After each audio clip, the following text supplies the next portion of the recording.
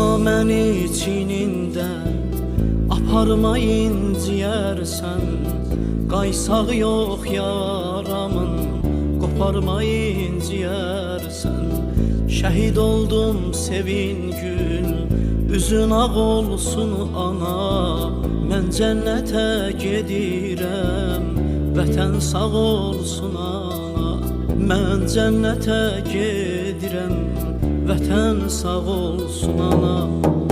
Ana məni çinində aparma inciyərsən, qaysaq yox yaramın, qoparma inciyərsən.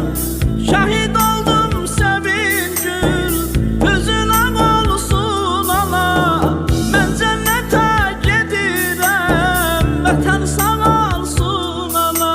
Mən cənnətə gedirəm, vətən sağ olsun ana.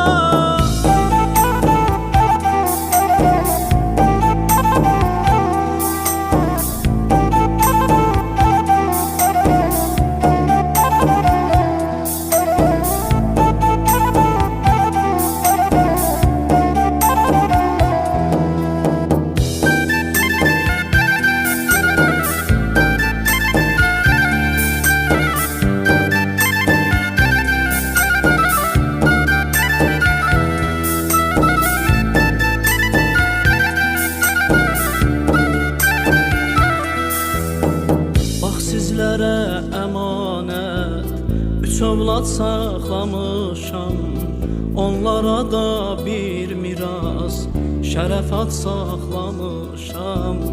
Sən mərd böyüt ayana, balanın balasını qorusun.